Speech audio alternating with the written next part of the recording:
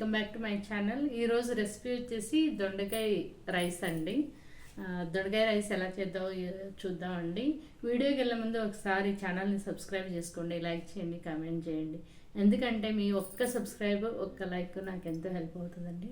ఇంకా next video తీయాలన్నా interest వస్తుంది. So అందుకే లైక్ చేస్తారు, సపోర్ట్ చేస్తారని అనుకుంటూ వీడియో స్టార్ట్ చేస్తున్నానండి. ఇంకా రెసిపీ చూసేద్దామండి, రండి అయితే ఒకసారి.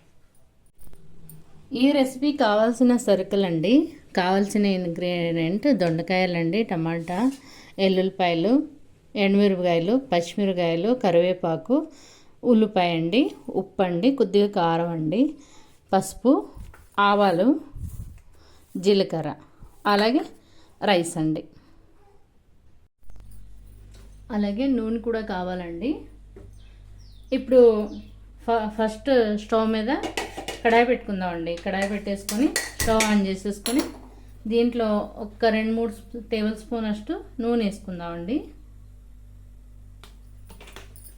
నూనె వేసేసుకొని ఇది బాగా కాగాలండి. నూనె కాగాక దీంట్లో ఆవాలు వేసుకోవాలండి. ఇంత ఆవాలు వేసుకొని ఆవాలు చిటపటలాడాలండి. తర్వాత దీంట్లోనే జీలకర్ర వేసుకోవాలండి. ఆవాలు జీలకర్ర వేసుకున్న తర్వాత దీంట్లో మినపప్పు, శనగపప్పు, అలాగే పల్లీలు కూడా వేసుకోవాలండి. కాకపోతే నేను ఇక్కడ స్కిప్ చేస్తున్నాను, నేను అవన్నీ వేయట్లేదు, ఎందుకంటే నేను అవన్నీ తినను కాబట్టి వేయట్లేదు. మీరు చేసుకున్నప్పుడు మాత్రం వేసేసుకోవాలండి పప్పు దినుసులని. మినపప్పు, శనగపప్పు, అలాగే పల్లీలు కూడా వేసుకోవాలి, అంటే టేస్ట్ బాగుంటుందండి. ఇప్పుడు ఎల్లుల్లిపాయలు వేసుకుందామండి.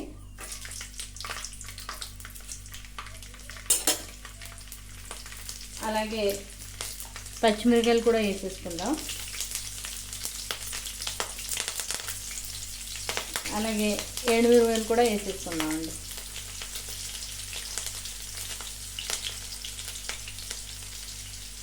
ఇప్పుడు కరివేపాకు కూడా వేసేసుకుందామండి.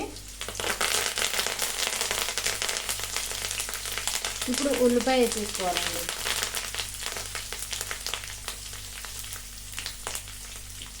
ఇదంతా బాగా కలుపుకోవాలి.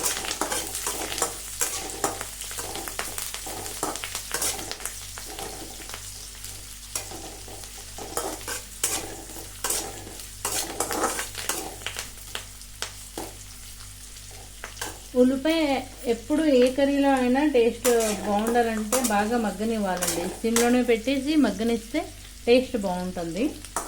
ఎప్పుడు హై ఫ్లేమ్లో వంటలు చేసుకోకండి, అంత టేస్ట్ ఉండదు. కానీ లో ఫ్లేమ్లో వంటలు చేసుకుంటే చాలా బాగుంటుందండి టేస్ట్. ఇప్పుడు దొండకాయలు ఇలా చిన్నగా కట్ చేసి పెట్టుకోవాలండి, పొడుగ్గా అవన్నీ వేసేసుకోవాలి.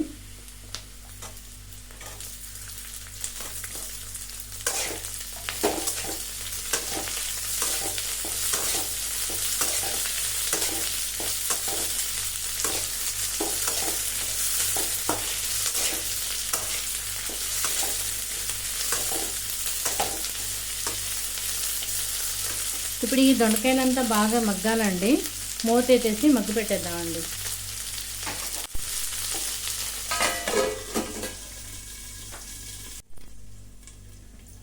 దొండకాయలు గమనే బాయిల్ అవ్వండి, కొంచెం నింపాదిగా వేయించుకోవాలి నూనెలోనే. సిమ్లో పెట్టేసి వేయించుకోండి, బాగా వేగుతాయి.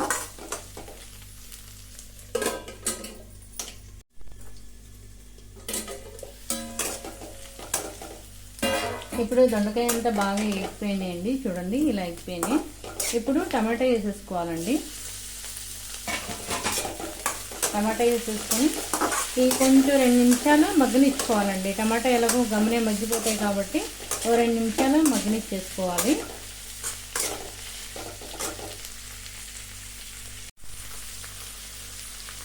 ఇప్పుడు దీనికి పసుపు వేసేసుకోవాలండి.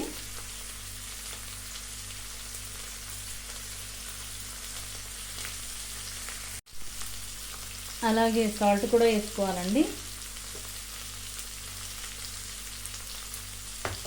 అలాగే ఇక్కడ కొంచెం కారం వేస్తున్నానండి నేను. ఇది కారం కోసం కాదు, ఓన్లీ కలర్ కోసమే వేస్తున్నాను, మంచి కలర్ వస్తుందని వేస్తున్నానండి. ఇప్పుడు ఇవన్నీ బాగా మిక్స్ చేసుకోవాలండి.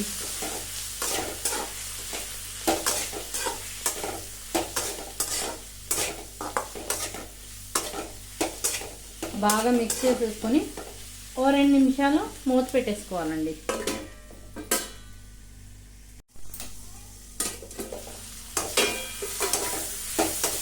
ఇదంతా బాగా మగ్గిపోయిందండి. దీనికి ఇప్పుడు మనం రైస్ వేసేసుకుందాం.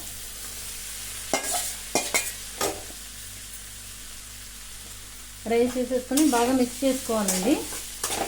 స్టవ్ మాత్రం ఆన్లోనే ఉండాలండి, ఆఫ్ చేయకూడదు.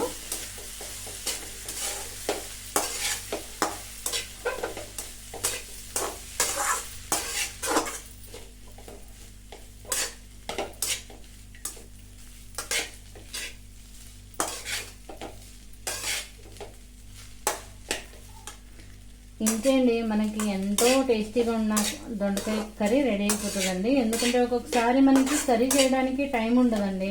టైం దొరక్క మనం ఏం చేయాలి అని పచ్చడిలో వేసుకొని తింటూ ఉంటాం.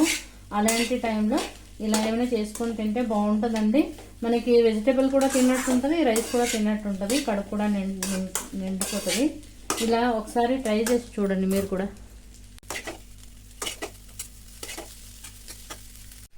ఇప్పుడు టేస్ట్ చేసి చూద్దామండి ఎలా ఉందో అని.